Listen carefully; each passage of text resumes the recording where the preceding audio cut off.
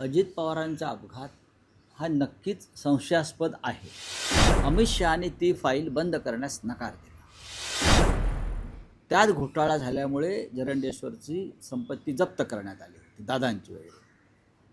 पण ती फाईल अचानक उघडण्यात आली आणि केंद्रीय सहकार मंत्र्यांनी ती चौकशी थांबवू नये, फाईल क्लोज करू नये अशा प्रकारचा शेरा मारून ती फाईल महाराष्ट्रात पाठवली. अजित पवार यांच्या अपघाती मृत्यूचा रोहित पवार यांनी 2 प्रेझेंटेशन सादर केल्यानंतर पुन्हा उद्या ते आणखी एक प्रेझेंटेशन सादर करतायत. त्याआधी जी माहिती समोर येते की अजित पवारांच्या अपघाताचा खासगी गुप्तहेर संस्थेकडून तपास होण्याची शक्यता आहे आणि ब्लॅक बॉक्स खराब झाल्याची माहिती समोर आली आहे.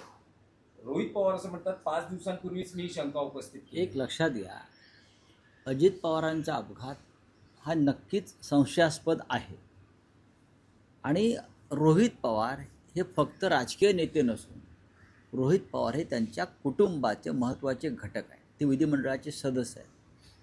त्यांच्या कुटुंबातल्या लोकांना जर संशय असेल आणि सरकारच्या तपासावर विश्वास नसेल तर इतकं मोठं कुटुंब आहे, महत्त्वाचं आहे महाराष्ट्रातलं, देशातलं, त्यांनी जर स्वतंत्र एजन्सी मार्फत काही माहिती काढण्याचा प्रयत्न केला असेल तर त्याच्याकडे तुम्ही सकारात्मक दृष्टीनं पाहिलं पाहिजे. इतका मोठ्या नेत्याचा मृत्यू संशयास्पदरित्या होतो आणि कुटुंबाचा सरकारी तपास यंत्रणेवरती विश्वास नाही.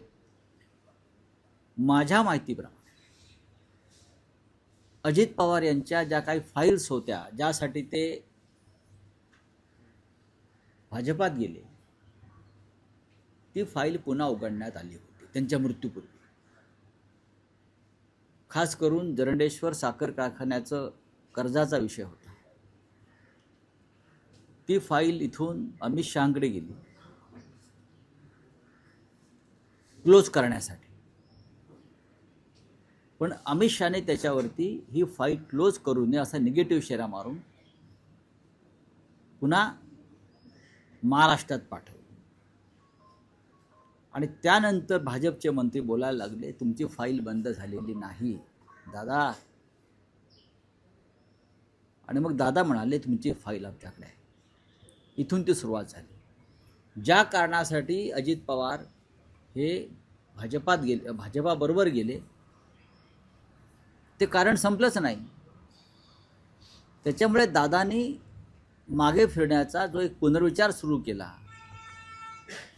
तिथून या सगळ्या रहस्यमय घडामोडींना सुरुवात झाली. अमित शहाने ती फाईल बंद करण्यास नकार दिला. आपण जर कोणाला मिळाली तर त्या फाईलची शेरे जाऊन पाहू शकता.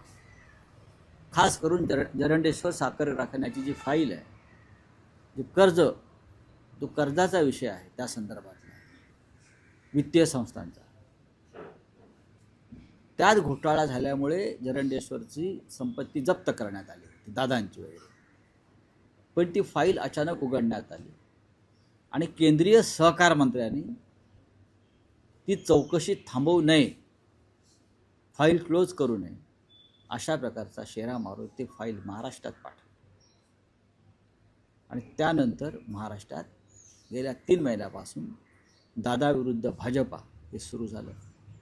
आणि जर ज्या कारणासाठी मी आलो, सुरक्षा मागण्यासाठी, प्रोटेक्शन मागण्यासाठी, तेच मिळत नसेल तर इथे थांबायला कशा करता.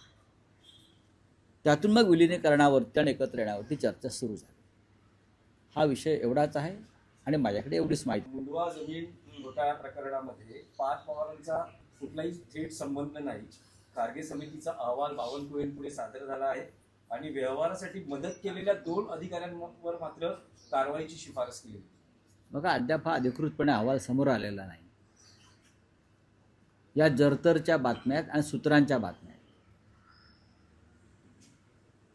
पण मोठ्या व्यक्तीचा दबाव असल्याशिवाय अशा प्रकारचे व्यवहार होत नसतात एवढंच मी सांगू इच्छितो. जेव्हा पूर्ण अहवाल येईल तेव्हा आम्ही सांगू कायद्यापुढे सर्व समान आहेत की नाही.